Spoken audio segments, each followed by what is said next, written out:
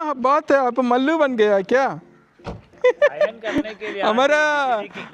हमारा മാഷ് आज തുണി में है നമ്മൾ ഇന്ന് എങ്ങോട്ടാ മാഷ യാത്ര ചെയ്യുന്നത്? എങ്ങോട്ടാണെന്ന്? വളരെ പൂനൂർ ഏരിയയിലെ ഏറ്റവും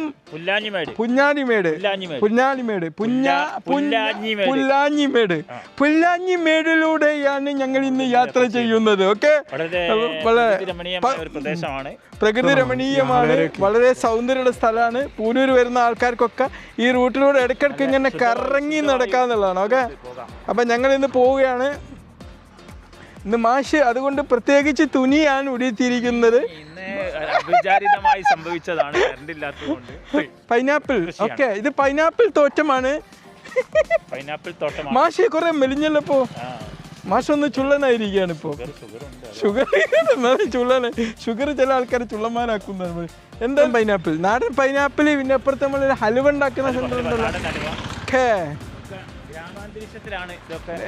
ഗ്രാമീണ ശാലീനത എന്താണ് അല്ലേ? ഇവിടെ വാഴ അവിടെ വാഴ. സാജിദ് നെന്നെയൊക്കെ ഉണ്ടാക്കിയ സമയം കൊണ്ട് അയച്ചാൽ 2 വാഴ കൃഷി ചെയ്താൽ മതിയായിരുന്നു.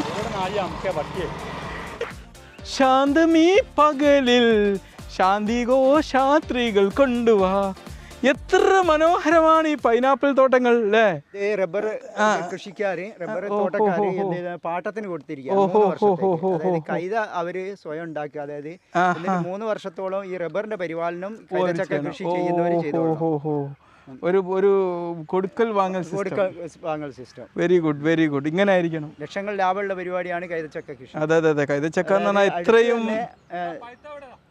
ആരോഗ്യമൂലമുള്ള, അതായത് ഇതൊരു കലാപരമായിട്ടുള്ളതാണ് കൃഷി. അതായത് ഒരു ലൈനില് 3 കൈത് വീതം കാണുന്നവർക്ക് ഒരു വളരെ സൗന്ദര്യമായിരിക്കും. അതായത് ഇങ്ങോട്ട് വരുമ്പോഴേക്ക് വളരെ ഭംഗി ഉണ്ടാവും.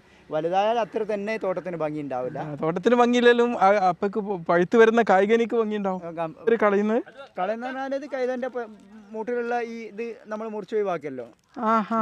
നടാൻ വേണ്ടി ഇത് ഉപയോഗിക്കാറില്ല. ഇത് നട്ടോണ്ട് കാര്യമല്ല. അല്ല, നമ്മളിപ്പോ കടയിൽ നിന്ന് വാങ്ങുമ്പോ ഇത് മുകളിൽ ഉണ്ടാവുമല്ലോ. അപ്പൊ ഇതിന് ഇത് ഉണ്ടാവുമോ? ഒഴിവാക്കിയെന്നേ ഉള്ളൂ, അതല്ലാതെ കടയിൽ നിന്ന് വാങ്ങുമ്പോൾ ഇത് ഉണ്ടാവും.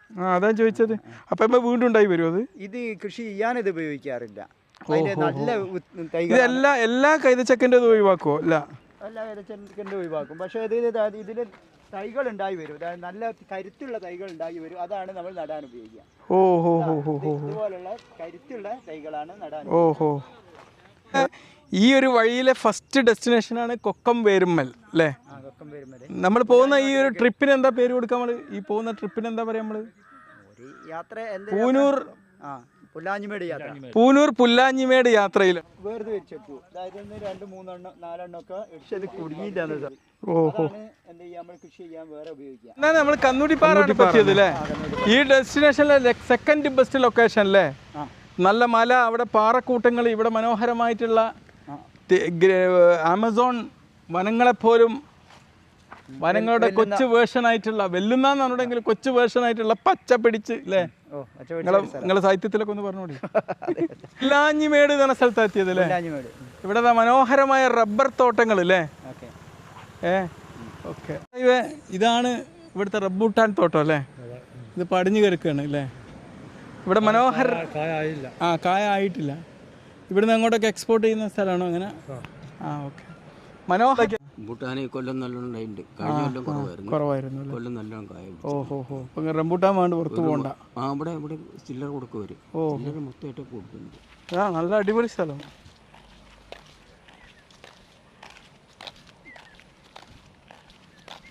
ഈ മനോഹരമായ കുന്ന് നമ്മളെ ഊട്ടിയെ ഓർമ്മിപ്പിക്കുകയാണ്.